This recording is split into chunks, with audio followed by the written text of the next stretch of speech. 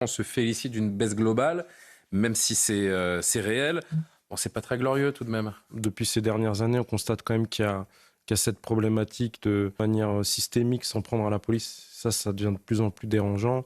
On a eu une année qui a été compliquée.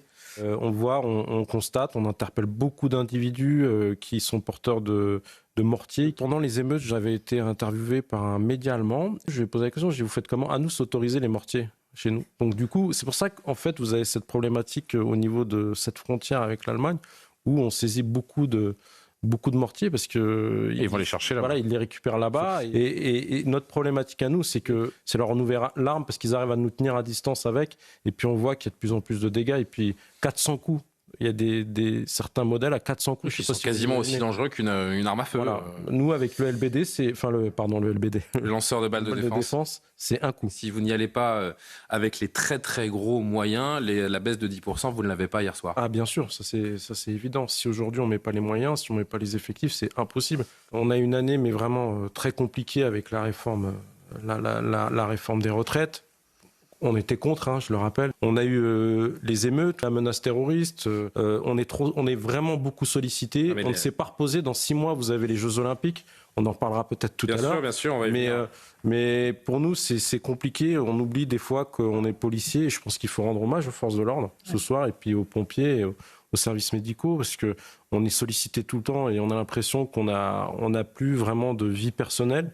Et des fois, on est aussi au milieu de l'échiquier politique. Et ça, c'est ennuyant, du coup, parce que, un parti comme la LFI qui rappelle à l'envie que la police tue. Ouais, ça, c'est venant d'élus, pour nous, on le vit très très mal. Il y a eu des positionnements, on n'a pas respecté la présomption d'innocence au plus haut sommet de l'État de notre collègue Florian dans le cadre de l'affaire Naël. J'espère que 2024, elle sera beaucoup mieux et que le ministre de l'Intérieur va nous annoncer de très bonnes nouvelles pour les Jeux Olympiques, notamment au niveau de l'organisation. On est au courant de quasiment rien.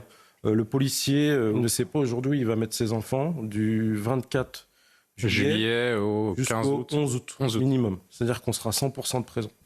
On ne sait pas exactement dans quel endroit on va être logé, dans quelles conditions on va être logé, ceux qui vont nous renforcer de province. Mais non, à un moment, je pense que on a fait le boulot en 2023. Il y a un minimum de reconnaissance, il y a un minimum d'organisation. Comment ça va se passer pour les autres collègues qui sont dans les commissariats? Ils n'auront pas le droit de poser une journée aussi, ou comme on sait absolument rien du tout. Les JO, ils vont être compliqués. Et puis les actes de délinquance qui s'accroît, on a 6 mois encore. Et ça va être très dur pour nous.